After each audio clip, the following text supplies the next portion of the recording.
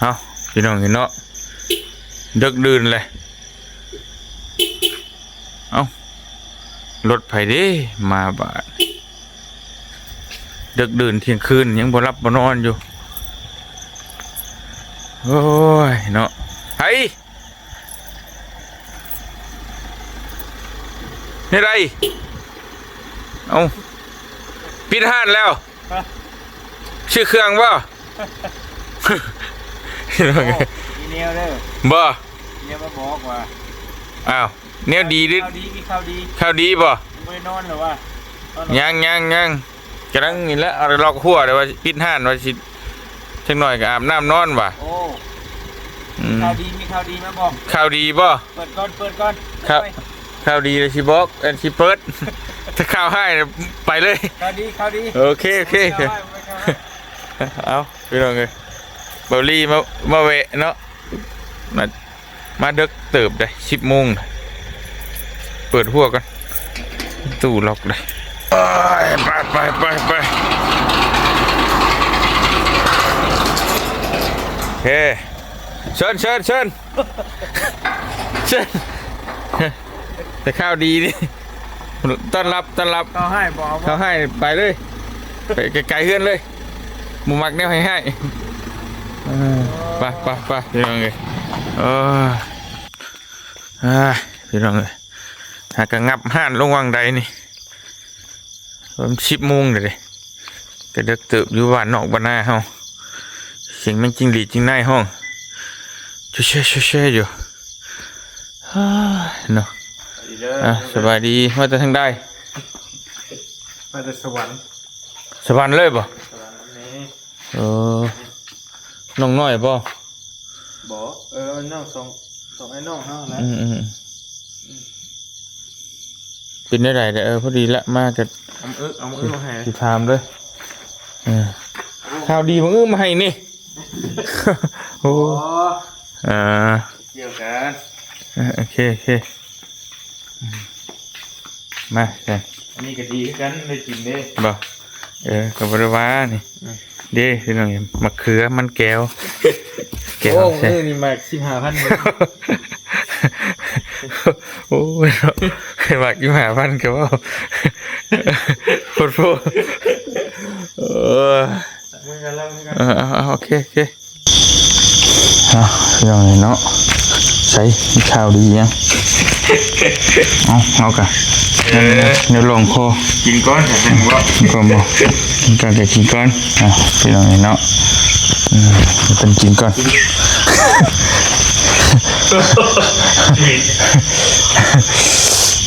จะมีเฮงก็ล่องกล่องก็มีนะบ่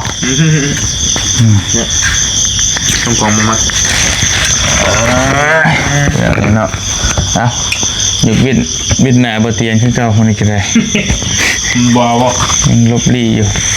บัดเอาบัดบ่สินะแต่ตัวเอาก็สิไปไล่ลบอยู่พี่น้องเนาะมากินก่อนก็ได้กินก่อนไปเนาะกินก่อนมาจมูกบ่ไม่เ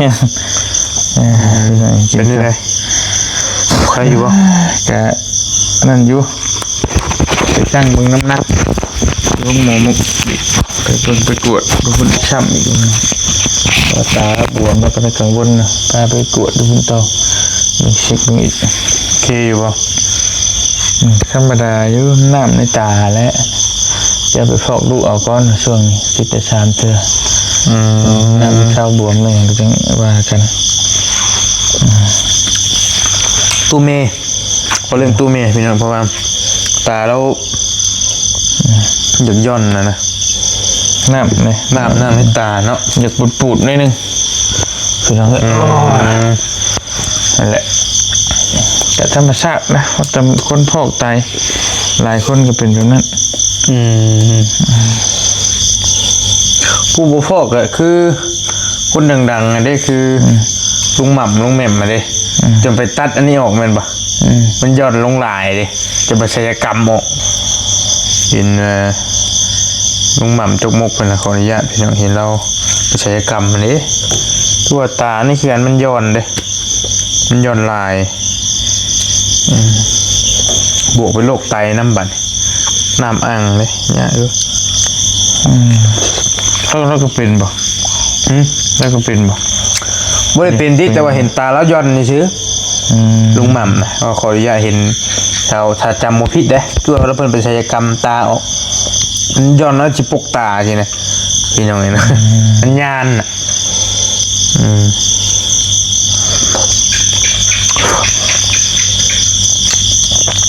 มีอย่างไรเนาะเถาลงเลยโลกกระลุ่มเล่า สมปิทำไมนะ จะหานั่นหานี่ไม่กินอยู่คือลองคิดได้เลยกินไปบ่เจียงก็ได้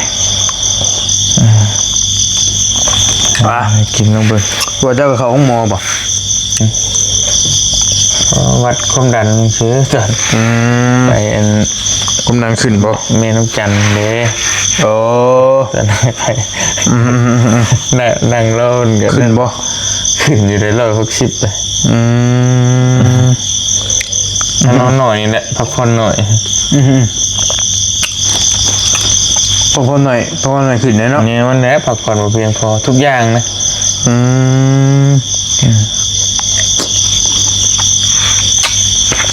คือเมย์ไม่ได้พาความดันตกมือว่ารีพาไป110บ่เมื่อยบ่ความดันตกกับเมื่อยบ่ แต่เมื่อยไม่ความดันตก ความดันขึ้นเลยกันปวดหัวติ แม่น ความดัน ความดันขึ้นก็คิดร้ายเลย มาซื้อรถเนาะแจกให้วันเกิดบิน เบาวินโอ้ยอยู่ในรถเราเลย เจ๊กเลยเนาะ คัดนั่นเองเพื่อน ซาวกัวเตอร์เนาะฮอกนี่เนาะ ซาวกัวเตอร์ ใหญ่ที่สุดที่เคยมีมา เริ่มก่อนช่วยเลือกเลยด้วยอันนี้รุ่นนี้ก่อนนี่นะรับโอ้อันนี้เอาวะรับ หนึ่งเดียวในลาวนะ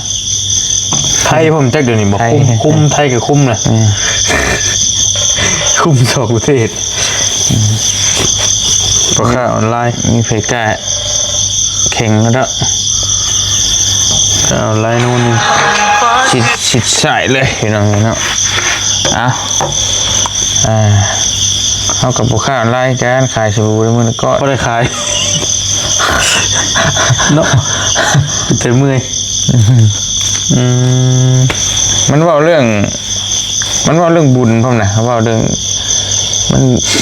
สั่งบารมีมาลายเลยพี่น้องเนาะ กระวนมาเรื่องบุญนี่คือเขาเนาะ บุญมาเรื่องบุญคือเก่าพอข้าในไล่เนี่ยผู้เจ๊งกับมีหลายได้แข่งกันนี่ดูเดือดเจ้าของแบรนด์ในชิมาหาเบาเตียงมือวันพัด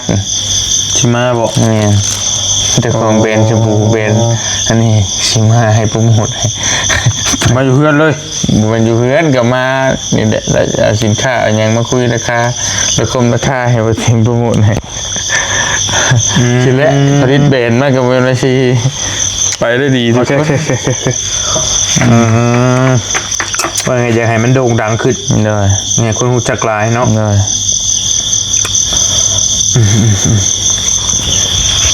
ได้ฉันเนาะแต่มันเบาดึงเวรดึงกรรมแหละชิบะนั้นบางคนก็บืนว่าน้ำลายจนปุ๊บปากครับเหมือนว่าเขาบอกว่าอะไรว่าโอ้ยอย่างนั้นแหละอย่างนั้นแหละ เกิดใครบ่ได้ ไม่ได้ ไอ้วินนั่นญาติชื่อกันกับท่านดิในโคตรโทษเลยหน้าที่ขายดำหน้าที่เบิดล่ะ แต่ว่ามันตอนเราก็ขายถือแต่เนี่ยอยู่ คือกว่าทุกที่เลย คือทุกที่นะแล้วจะไปเอามาแบบนั้นแล้วไปดิวกับเจ้าของแบรนด์นะคือถือฮะชื่อไม่ใช่บ่ได้เอง โรงงานเลยเนาะ แม่นไปดิวกับโรงงานมาเลยแล้วก็มันเป็นบุญที่เราให้ แม่นแล้ว เราให้ ให้โลเนาะ ให้แล้วก็ได้กลับมาใช่ไหม ให้ก็ให้ดีโอนะให้จ้ะคนให้คนย่อมหับเยอะย่อมหับอยู่ว่าเป็นผู้ให้เนี่ยมันก็โอ้มันได้เดียวนะมันย่อมหับอยู่สมเพิ่นว่าดีแล้วเนาะผู้ให้ย่อมไม่ไร้ผลคักอยู่เชื่อในบุญอยู่อะไรกันเข้าใจอยู่ เฮานี่ก็บ่มันก็นี่แหละก็ได้ซ้ำเฮานี่แหละพี่น้อง ก็ให้ เพราะบ่ตายดอก สำเฮาให้ได้เนาะ เฮาให้ได้เฮาก็ได้ซ้ำนี่แหละเฮาให้ได้ซ้ำนี่เลยเป็นอะไร เกิดอีก น ยิ่งช่องช่วงนี้ก็บ่นั่นซั่นติ นักนะจะเฮ็ดอะไรเนี่ยเมื่อก็ยื่นท่อนไปกับชงมันก็คือเก่านี่ยังเกิด บ่ได้บ่ มีจะให้รอสมัครมัน27 ตุลาพอดีเปิดตัวก็รถอีซูซุรุ่นใหม่เลย มาไหมไม่ เอ้าก็เปิดทุกปีเลยเดือนตุลาจำแม่นได้ปกติ โอ้ ทุกปีของเดือนตุลาต้อง สิมีไหมด้วยนี่เนาะ เนี่ยโบมากกับแบบไม่ได้เชงอะนะแบบว่า ปรับ ปรับเปลี่ยนต้อง เล็กน้อย เปลี่ยนมันต้องเปลี่ยนนะในเดือนนั้น อืม ปกติยังจำแม่นได้เลยเดือนตุลา แฟนคลับอิชุ ของเท่เลย มันเปลี่ยนน้ำมันเครื่องอยู่ ไปเบิด4 ล้านปลายเอ่อยังสั่งอีกอย่างหนึงอีกป้าเธอหนูนิวเห็ดมือน่ะมึงไปแจกน้ำท่วมน่ะ นิ้วครับบ่ ครับโดดใส่ต่ำโดนกูไปเบียดเตือนนึกถึกไปลูกหมากรุดวะ โอ้ยในช่องข้างวะลูกหมากกันโค้งรุดเลย อันยางเผาขับหนาฉีกวะโอ้โหโอ้ยเบิด4 ล้านตายเดี๋ยวช่างมาใหม่อีกนี่เดี๋ยวช่างตัวอันตัว EBS นี่พี่น้องเอ้ยนี่เชลเพิ่นส่งมาบอกบริตัวเด้อนี่ เท่าไหร่ 4,700,000 กีบ โอ้ เฉพาะตัว EBS นี่สร้างมาใหม่เมื่อนั้นจ่ายไปได้4 ล้าน8 ล้านปลาย9 ล้าน 20,000เลยเฉพาะ20,000เลย บาทเดียวเก่าก็ได้มาเถียงกันจะก็ โดนคุ้มติ ต้นคุมมาแล้วคุมมันหลายกลางคืนเลย คนเป็นคนขับไวบ่โบกบ่เห็นแน่แล้วบางทีบอลี่ก็เลื่อยอยู่มันขับไวบางทีมันมืดได้ครับบ่เห็นแบบหลีกบ่ทันไง ตัว ต่ำ เป็นติว่าน้องเพิ่นดอกแต่ว่าเพิ่นว่ามัน เหยียบต่ำนะ แบบมันสิเป็นในจังได๋ ช่องนี้ยังโดนปิดอยู่เนาะยังไม่ บ่กล้าให้ครับระบาด ขับไวได้ ไวน้ น้ อ อง ง ๆ น้อง ไว กันไวยอมรับอยู่ขับรถไวคนนี้น้อยขับรถไวเท่าเด้พี่น้องเอ้ย เฮาก็ว่าไวอยู่ตะกี้แต่ว่าเดี๋ยวนี้มันก็ผ่อนลงแล้วเพี้ยนรถนี่นะมันบ่ไหวแล้วบ่มีเงินมีคำ มือไปถ่ายแข่งนั่นติมือไปขมวนนั่นติ แน่มันนั่นแหละไปหลายคนเนี่ย บ่นุ่งคือว่าออกรถใหม่อีกซึกบ่นั่นก็ได้ทางลาวใต้พุ่นนั่นก็ได้ มันพอนั่นแหละมันบอกโอเคเราก็เลยไปเปลี่ยนใหม่รถย่อมเมี่ยวนะว่าอยู่เราก็ใจห้อนพดตอนลงนั่นแหละแต่ว่าเราว่าถ้ารอให้นั่นเด้อไปเบิ่งน้ำมันจะประจักษ์ เอาไปพร้าวติ เรายังเงินเบิดแต่เราเอาเก็บเงินไปยังเงินเบิดเรา ก็เลยซื้อก่อนนะเงินชดเชยนั่นแหละยันมานะครับพอดีคำพี่น้องฮู้ว่ามีเงินเนี่ยสิมายืมเราอะแต่พอดีสิเบิดก่อนน่ะสิบ่ได้ทำรถน่ะ เป็นอันนั้นเนาะ แม่เดี๋ยวพาไปซื้อซะ เป็นอันนั้นแนวมัน จะฮ้อนเลยก็บ่ดีเป็นจังไดมีข่าวหยังมีอะไรบ่เข้าเรื่องที่เคยอยู่ผู้รอฟัง ขอโทษด้วยพี่น้องนะยันว่าลีลาโพดกะตามนี่แหละข่าวดีสำหรับวงการ YouTube เฮานี่แหละ บ่ แต่บ่มีหยังหลายดอก โอ้เสียชับบ่ แสนชับพร้อม อ๋อ ลูกแสนชับแล้ว ลูกส่งลูก บอกว่าแสนชับนี่ธรรมดา แต่ว่านี่มันกลับมาเด้นี่ อ๋อ นี่ ช่องกลับมาแล้ว มาแล้วอีกช่องหนึง โอ้ มาแล้ว สะพานบุญ ช่องสำรองอีกช่องหนึงแล้วก็ฮอดแสนชับมื้อนี้เลยเด้นี่มื้อนี้เลย เนาะ ฉลองแล้ว ฉลองแล้ว ฉลองอยู่ใช่น่ะบ่ลึกแค่ ฉลองอยู่เฮียนน้องโบ โอ้ กุ้ง2-3โตนี่ บ่หยอกน้องเพิ่นมาเลี้ยงนึกว่าเลี้ยงก็เลยโอเคซื้อกุ้งเป็น2 โลนั่นแหละเพิ่นลวกกินมา อ่า เป็นขอฉลองแสนทรัพย์ อ๋อส่งบ่เตียงมาคือฉลองคือแต่บ่มาเฮาก็ได้ เป็นยังไงจังว่าถ้าฉลองล้านทรัพย์นำบ่เตียงเด้อเป็นยังว่าอยู่กันล้านทรัพย์สิเต็มที่เด้อเต็มที่กว่านี้ว่าหั่นนะตอนเพิ่นอยู่ เติบหนึงอยู่พี่น้องในร้านครับ เนาะ แต่คือตะกี้ได้ นี่ว่าร้านเจ้าก็วิ่งบ่ได้คือเก่าแล้ว พัดชัยยังว่าอยู่ว่าสิฮอดก่อนปีใหม่นี่ไปจักนะเล็งเบิ่งเนาะมันสิได้เนาะ มันได้คำว่าบ่ฮอด บ่ทันติ บ่ทัน ก็พอดีเป็นปีใหม่เลยถ้ามันได้ก็ บ่ทัน หลังปีใหม่ก็ได้ไปหลังปีใหม่เลย บ่คำมันบ่ล็อกก็คิดอยู่แล้ว จุกสิฮอดเนาะ บ่เรือแล้ว อืม มันหมื่นปลายนึงดิ แม่น เรื่อง ช่องบ่เตียงนี่ก็เอ้ยอะไรนี่ เดือน17,000 แม่นบ่เตียงทองซาเนี่ยมันอยู่หลังๆพี่ได้บัดนี้บ่ได้เบิ่งมัน เพราะว่า17,000พี่น้องถ้าว่าฉันนั้นมาเลยก็ฮอดแล้วจัก19,000เด้อเอ้าเฮงดิ นี่983,000เนาะช่องบ่เตียง 983,000ก็เหลือ17,000 เดี๋ยวหมื่นปลายฮอดล้านเท่า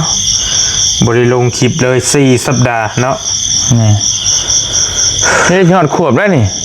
เราจะฮอดเดือนเลยเนาะ เดือน อดเอาซะนะ แต่ว่าเดือนนั้นแหละสิมาก่อนเดือนหน้าเนี่ยคือสองน้อยฮะจะ4เดือนหน้านี้ คือก็ แต่ถือโอกาสมาแจ้งนี่แหละมาบอกนำกันนี่แหละว่าช่องอีกช่องของบอลี่หันกลับมาแล้วก็ถือว่าเป็นข้าวดีสำหรับบอลี่เองแล้วก็สำหรับ เนี่ยมันเลยเนาะ สำหรับมันยูทูบเบอร์ นี่ ทั้งหลายที่แบบที่ยังแบบว่าถือล็อกถึงยังอยู่หั่นนะคือบอลี่เองกับพ่อฮู้แล้วบัดนี้พ่อฮู้แนวทางมันแหละว่าเฮาสิเฮ็ดแนวใดหั่นนะมันจึงสิกลับคืนมาได้ เพราะว่าหลายคนก็ถามน้องบ่จิตบ่แซนมันยังเพิ่นก็ถามว่าเป็นเฮาสิแก้แนวใดจังได๋เฮ็ดแนวใดก็ปวดหัวหั่นนะคือโอเคพอบอลี่มันโดนก่อนหมู่ก่อนพวกเลยเด้ในทีมงานหั่นนะก็เลยว่าพ่อฮู้นี่พี่น้องนี่แล้วก็ฮู้แล้วบัดนี้ฮู้วิธีทางมาแล้ว โอ้ดีใจนำพี่น้อง โดยขอบใจเด้อ โอเคแล้วฉันพี่น้องเลย ก็ช่องกลับมาได้ปกติแล้วบัดนี้ช่องเดิมๆหั่นน่ะช่องเดิมๆพี่น้องเนาะช่องบอลี่สายบุญกับช่องบอลี่สะพานบุญ Channel กลับมาแล้ว โอเคแล้วช่องหลักเฮาเนาะ ช่องหลัก บ่เตียงก็ยังบ่ได้ดีหรอกอะมาช่องหนึงก็ยังดีนะพี่น้องเพราะว่ามันเฮาก็ยังลุยได้เต็มที่นี่นะแต่อันนี่ก็กระปิกกระปอยอยู่คือจังได๋บ่อยากให้เห็นหน้าก็บ่ได้จักก็ได้ถ่ายคลิปเป็นยากมันยากแบบ เข้าใจอยู่เข้าใจมัน พี่น้องเอ้ย เป็นงานบ่เต็มที่ บ่ เนาะ เต็มที่ทั้งพี่เผาพี่พิมพ์ก็จนส่งมาแบบโอ้จะคิดบ่จะคิดเบิ่งแล้วล่ะว่าทีมงานกันแล้วว่ามันกระปิกกระปอย มันบ่เตียงบ่เต็มที่คือแต่ก่อนนะเบิ่งก็บ่ม่วนแล้วเฮาบ่ได้ลุยเต็มที่เลยเต็มคาราเบลบางนึงนี่ก็ออกไปช่วยน้ำท่วมก็ไปตามนั้นแหละอีตนเพิ่นสิดอกพี่น้องเนาะไปตามมีตามเกิดที่ได้ไปได้เครื่องเต็มพี่น้อง ไปช่วยเพิ่นให้ชาวน้ำท่วมหน่อยดิ ได้ ยังท่วมอยู่ใช้เดี๋ยวนี้ ก็ท่วมหลายบ่อนอยู่ แต่ว่ามันก็ลดลงหลายแล้วมันพร้อมกันนะถ้าสิว่าแล้วก็น้ำเชเลยหม่องใดมีเชมีของมันก็ท่วมแต่ว่าอันเงินนั้นเพิ่นจ่ายอยู่ดิเงินเดือนเนาะ ใช่ จ่ายอยู่เนาะโอเคแล้วก็เป็นอีกหนึ่งอย่างที่หลายคนกังวลพี่น้องเลยเรื่องช่อง YouTube ถูกปิดนี่นะเงินที่เฮาเคยสร้างมาเด้ว่ามันสิได้หรือบ่ได้นะล่าสุดนี่ของบ่เตียงนี่ เข้าอยู่ จ่ายอยู่เงินที่เฮาเฮ็ดมานะเฮ็ดมาแต่ต้นเดือนมันมาปิดกลางเดือนสินะเงินที่เฮาสะสมไว้นะกลางเดือนหรือปลายเดือนนี่แล้วก็เฮาได้เท่าใดก็บ่ฮู้แหละได้ 10,000 20,000 30,000 40,000 50,000หรือได้100,000 200,000ก็แล้วแต่ว่ามันจ่ายจังไดมันก็จ่ายหั่นนะจ่าย แต่ก็ถือว่ายุติธรรมอยู่ ยุติธรรมเพิ่นยุติธรรมอยู่เจ้าสิได้เป็นล้านบาทก็อย่างเพิ่นก็จ่ายคือเก่าสลับที่เฮาผ่านมาเด้พี่น้อง แต่ถ้าว่ามันเป็นแนวอื่นเขากับโปรจักคือถ้ามันปิดแบบนี้นะ แต่ว่าเข้าแล้วดูช่องน้อยนี่ก็ได้แล้วเข้าแล้วเห็นแล้วนะเห็นแล้ว แต่ใครอยู่เนาะยังใครตัวมันจ่ายนะ ช่องตัวเปิดใหม่นี่ก็เห็นนั่นแหละเข้าแล้วเข้าบัดคือยังบ่ เข้าหมดละยังบ่เห็นมันบ่หลายก็บ่ได้หลายคือเก่าเนาะเดือนก่อนนั่นใช้ฮอดเท่าไหร่นะบ่ได้นั่นพี่น้องนะเข้าหมดละ ว่านี่เปิดเบิ่งของทีมงานด้วยวานเปิดของเบิ่งของบ่บุญกับบ่ตูนเป็นอนุญาตให้เบิ่งกับเบิ่ง ได้เท่าไหร่ ของบ่บุญหั่นคือว่าได้ 28,000 บ่ของบ่ตูนหั่นได้500 เหรียญนี่แหละเป็นเงินเหรียญของบ่บุญเป็นเงินบาทก็ให้เบิ่งเลยบ่ได้ตัวบ่ได้อำเพิ่นแก บ่บุญมันป่าพี่น้องเพราะว่าย่านว่าพี่น้องของใจก็นั่งคุยกันเล่นๆนั่นแหละบ่ว่าได้เพิ่นว่าเบิ่งเอาเบิ่งก็เบิ่งก็ได้เลยเบิ่งเลยหั่นน่ะเบิ่งให้เบิ่งกันจะๆเลยว่านี่ก็ได้พี่น้องก็ได้ประมาณ10,000ปลายบ่ตูนก็10,000 กว่าบาท ซ้ำไปเฮ็ดงานอยู่ฝั่งไทยนี่แหละบ่บุญก็ได้ 20,000 ปลายนั่นน่ะพี่น้อง การมันลดก็เบิดได้พี่น้อง2 เมตร คือเขาหู้กันนั่นแหละคือบอลลี่ก็ว่าไปแล้วว่าถ้าว่า20,000แต่เฮ็ดงานอยู่ฝั่งไทยกี่หลายได้เนาะ ได้ หลายได้28,000 30,000โอ้ไปสิได้เงินเดือนฮอดพุ่นพี่น้องเอ้ยมันสิตกมื้อละ 1,000 บาทเลยแต่ว่ามาบวกใส่กับเฮาเดินทางนี่แหละคนเฮ็ด YouTube สิจักเนาะ YouTube สายช่วยเหลือคือชุมเฮาที่นั่น สำหรับบ่เตียงบ่พอเลย บ่พอ ไปเอ้าคือว่าเติมนี่ลงใต้นี่3 ล้านเราได้เต็มถัง2 ล้านปลายนี่บัดกลับมาต้องได้เติมอีกนะพอไปแล้วก็เบิดแล้ว เฉพาะน้ำมันเนาะ แม่ไปเที่ยว1 เดือนนึงน่ะ10 ปลายล้านนี่บ่อยู่แล้ว10 ปลายล้านบ่ถ้าบ่ไปไกลตอดแต่น้ำใกล้นี่ก็ได้อยู่ธรรมดานักอยู่ ค่าห้องค่าข้าวค่าของฝากของต้อนนี่เนาะบ่หลาย ได้ ทีมงานไปนำก็เลี้ยงข้าวทีมงานอีกเนาะ แต่ว่าลงไปวันนี้ก็สิเฮ็ดสูตรประหยัดแล้วบัด สิหานอนขึ้นลงเมฆเนาะประมาณนี้นี่เป็นไงก็เฮ็ดได้ซะเฮาตามสภาพมันแหละแต่ก่อนก็ไปเช่าบ้านพักคนพักก็คืนละ200,000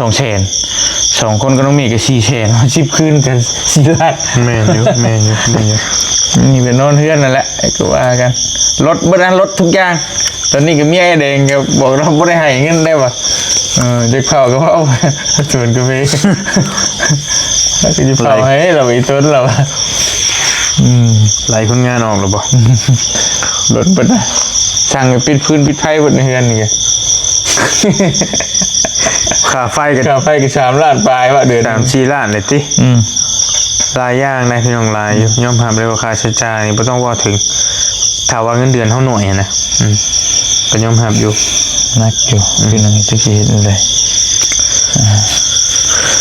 อย่างน้อยก็เนาะบ่รีมากลับมาก็ยังใครอยู่พี่น้องผู้หนึงมาผู้หนึงก็บ่มาก็ยังบ่เป็นหยังก็จังว่ากันเดี๋ยวบ่มาบ่ช่องตายเลยค่าใช้จ่ายเราต้องมีนะพี่น้องตู้เมนี่แหละต้องไปหาหมอตลอดก็หนักอยู่เดียวกับเตียงกันหลายอย่างบ่เตียงนักกุมหมู่นะพี่น้องค่าใช้จ่ายนี่บานเบิดหอบโลกจักรวาล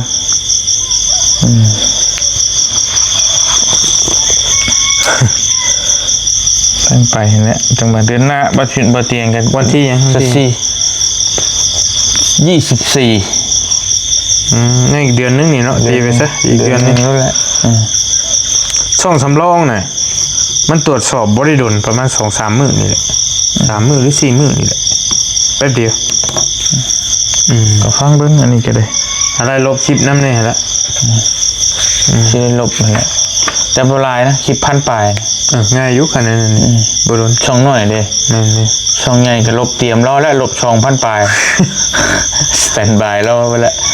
เหลือจะหัดมือเพิ่นนั่นแหละ จริงๆนะช่องใหญ่น่ะมันบ่ได้แจ้งมาว่าบ่ได้เกี่ยวกับคลิปเนาะ แม่ มันเกี่ยวกับช่องที่เกี่ยวของนี่ซื่อก็แล้วเฮาก็ลบเพื่อไว้นั่นแหละคือว่า สลบหมกไว้ยามันละเห็นเลยพี่น้องเลย ก็นี่แหละถือว่าเป็นบทเรียนอันยิ่งใหญ่สำหรับ YouTube เฮาพี่น้องแต่ว่าก็มันเห็นแต่เฮากันยังอดบ่ได้คือเก่าเห็นที่เฮาเห็นแบบยกตัวอย่างคือมื้อนี้สองพี่น้องเพิ่นไปขายทักเด้เมากัน ก็ต้องถ่ายอยู่ในบนคนอยู่ในความเสี่ยงกับถ่ายคือเก่าเช็ดอะไร ถ่ายก็มีแต่ให้คนจับให้หั่นแหละ เช็ดแน่ละ จับกล้องให้ ขอไปนั่งน้ำแน่เนาะ บ่ให้ย่างผู้เดียวนะ แต่ก็บ่ฮู้ว่ามันสิผิดส่วนใดก็บ่จัก ก็จัง ก็ฟังเบิ่ง และชื่อมึงนี่สอนน้องคนนี้ แล้วเฮ็ดจุนี่ ว่างก็ไปเบิ่งกันอยู่ใกล้ๆนี่แหละเชโน่นี่คอยว่ากัน และดีใจนำเด้อซะ โดยเนาะขอบใจหลายๆเด้อพี่น้องที่ ที่แล้ว ตาม กลับมาส่องแล้วบ่ดีก็ได้ โดย โอ้ยเนาะ นี่แหละ ข่าวดีมาบอก กับฮอดแสนซับพอดี ได้100,000ซับ 100,000พี่น้อง ส่งนั่นดิส่งใหญ่ได้เท่าไหร่ ตัวนั้นได้300,000ปลายนี่แหละตอนนั้น เอาบ่เตียงก็ดื่มแค่ดื่มว่าพี่น้องโอ้ยว่าจะดื่มฮอดละซับจะเอาโลทองจะบาท ส่งใหญ่นี่ก็300,002ก็ภูมิใจแล้วนี่ก็ได้นี่ช่องใหญ่เฮาใหญ่สำหรับเฮานะ300,000และอีกช่องสำรองบริหันครบ100,000พอดีเด้ก็ใหญ่สำหรับเฮาแล้วก็ดีใจแล้วภูมิใจแล้วนี่ก็ตอนนี้มี2ช่องหลักๆเนาะ โอเคแล้วกลับมาเบิดแล้วจะลุยเต็มที่เนาะบาดนี้ โดย ไปฉะนั้นนั่นแหละประเตียงก็สิขอตัวจบคลิปไปเพียงเท่านี้ก่อนฮู้แล้วพี่น้องเนาะ ฮู้หลักการมาแล้ว ฮู้แล้วบอดี้หอบข่าวมาบอกนะ กลางดึกกลางดื่นพี่น้องเนาะช่อง YouTube กลับมา2ช่องก็ถือว่าข่าวดีและสำหรับเฮานะดี สำหรับเฮาแม่ สุดละซั่นน่ะบ่ว่ามีหยังดีไปกว่าหันละพี่น้อง แต่มันก็บ่ได้ปิดการมองเห็นบ่ได้หยังโอเคอยู่บ่ได้ลงคลิปจักดีเลยช่องสำรองน่ะปิดปั๊บแล้วก็หยุดชะงักคั่นเลยมาลงปั๊บมื้อนั่นแหละก็ลง3คลิปก็ลงไป3คลิปเพิ่นก็เปิดการมองเห็นให้จบดีอยู่บ่ได้ว่าบังบ่ได้หยังดอกโอเคอยู่เบิด2ช่องนะ ดีพี่น้องเบิด2ช่องบ่ได้ปิดการมองเห็นบ่ได้อีหยัง ถือว่าเพิ่นก็ฮู้ว่าเฮาเมื่อยนะเพิ่นก็จะให้พักผ่อนนะ ยังพักอยู่2ช่องตอนนี้ พักกับพักโดนโพเนาะจักอาทิตย์2อาทิตย์นี่ก็บ่ซีเรียสปานใดพี่น้อง ก็10มื้อ 3 เดือนนะ จังเฮิงก็เดือนนึงก็ยังไข้แล้วเนาะ เดือนหนึ่งแพ้ ลงโทษกันนักอยู่เลย ไปสาอยู่ดีมีเฮงก็มกขอบใจหลายๆเด้อ FC บัตรกูทุกคนที่ให้กำลังใจตลอดมาบ่ว่าเฮาสิตั้งช่องใหม่หรือหยังก็แล้วแต่เพิ่นก็เบิ่งก็สนับสนุนตลอดพี่น้องเอ้ยยอมรับนับถือน้ำใจใน FC เนาะบ่ปะบ่ทิ่มแต่เฮามกขอบใจหลายๆอยู่ดีมีเฮงเด้อพี่น้องเด้อเนาะ สวัสดีพี่น้อง สาธุ